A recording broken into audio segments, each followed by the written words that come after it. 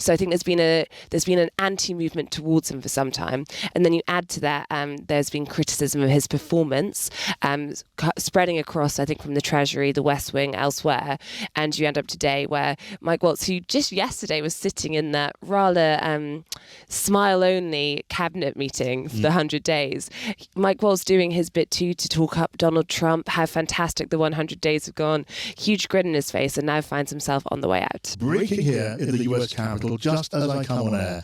It's the first significant fracture in the top team in the Trump administration. Arguably the first major setback for his, barely over 100-day-old presidency. The National Security Advisor, Mike Waltz, is leaving his post, according to a cascade now of authoritative reports alongside his deputy.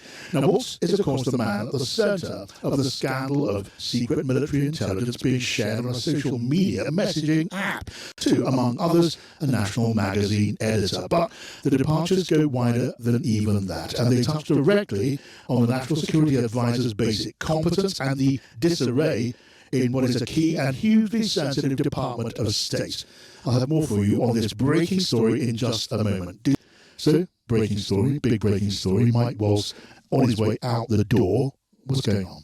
Yeah, big news here in DC, and I think there's lots of talk about who'd be the first to go. Pete Heggs of the Defence Secretary. It appears to be Mike Waltz. It started a report this morning. There's now multiple reports saying that the National Security Advisor is on the way out, along with his deputy. And of course, everyone will think back to Signalgate when you had the edge of the Atlantic added to that group. Mike Waltz was the person who did that. If you just explain for people who haven't followed these twists and turns, what we're calling Signalgate in a hackneyed journalistic way, were military plans involving an attack on Yemen, the Houthis in rebel in Yemen, being shared on a social media messaging app. And it went to a lot of people who probably shouldn't have been there, but certainly to a journalist who definitely shouldn't have been there, and was never meant to be there, and that became a huge... Yeah, there was a question to begin with whether, even if you are a member of the administration, you should be sharing these details on a Signal chat rather than official channels. Yeah. But to add a senior American journalist who's also a heavy critic of Donald Trump and vice versa, meant that it soon became a gaff as well as a security risk. Yeah, red faces. But the White House was standing by Waltz. At that time, but there was lots of whispering. You did lots of whispering, and you did speak to those around Donald Trump, and they would say, if this leak had involved, perhaps a Fox journalist or something else, Mike Waltz would have been gone. Donald Trump would not want to give the Atlantic the satisfaction of claiming a scalp in his government. So I think that from there you had lots of criticism of Mike Waltz. Some on the MAGA right have also been critical of Waltz. When it comes to his views, I think, on foreign policy, but also his deputy, who's also going. You had Laura Loomer, who's one of the MAGA voices with connections to Donald Trump, saying various things about connections that Mike Waltz's staff would have. So I think there's been an anti-movement towards him for some time, and then you add to that there's been criticism of his performance spreading across, I think, from the Treasury, the West Wing, elsewhere, and you end up today where Mike Waltz, who just yesterday was sitting in that rather smile-only cabinet meeting for the 100 days, Mike Waltz doing his bit too to talk up Donald Trump, how fantastic the 100 days have gone, huge grin in his face, and now finds himself on the way out. Okay, Katie, let's both of us now welcome our first guest on the programme this afternoon. It is, fortuitously, Fred Fleitz, who was Chief of Staff at the National Security Council during the President's first term in office. Welcome to you, Fred. Thank you so much for joining us. Good to be here. You look very composed and very calm, not terribly shocked.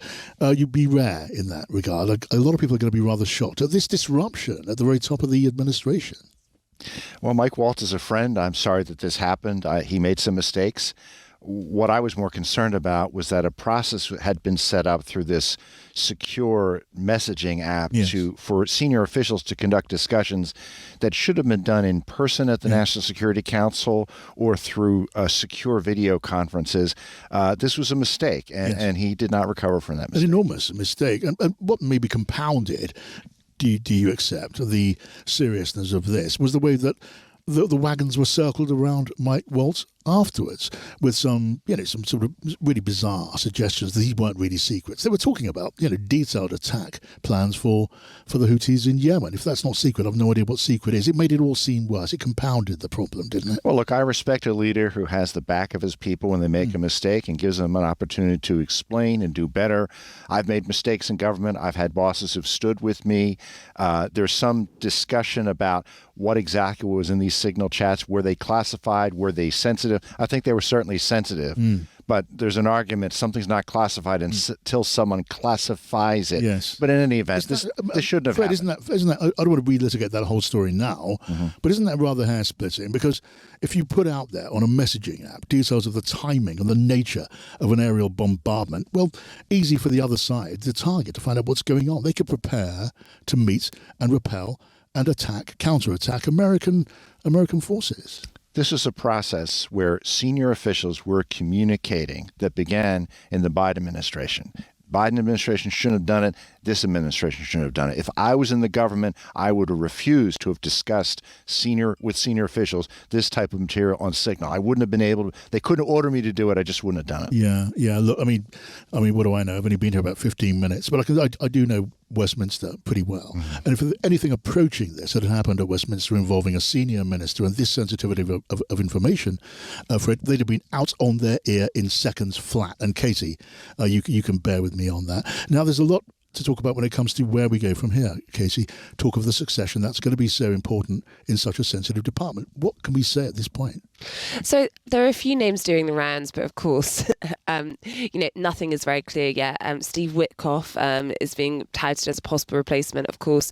That is Donald Trump's old real estate mate who has been meeting with Vladimir Putin and others when it comes to the Ukraine-Russia talks. Yes. And is someone I think who is liked by the MAGA right and, clearly has backing in certain parts. Then I think he seems to be liked by the MAGA right almost as much as he's liked by Vladimir Putin.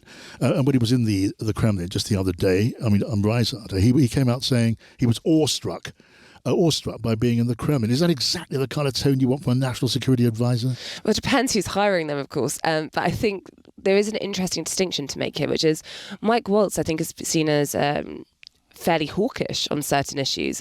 And I think you compare that to perhaps someone like Steve Witkoff, and they've seen to be more dovish in certain areas. Yes. So who replaces Mike Waltz? So you think about some of the big decisions coming up the track in the next 100 days for Donald Trump on foreign policy decisions.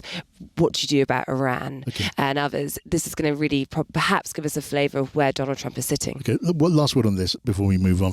There's more to discuss. Fred, Witkoff, a man who has attracted mixed reviews, put it that way. Would you be happy to see him in as the National Security Advisor? Such an important job. I'm not going to comment on who may get this job except for one candidate who I favor, and that's General Keith Kellogg, who I think has the experience and gravitas understanding of the Russia-Ukraine war. I think he would add leadership, military experience. I don't know that he's in the running, but if the president asked me, General Kellogg would be my candidate.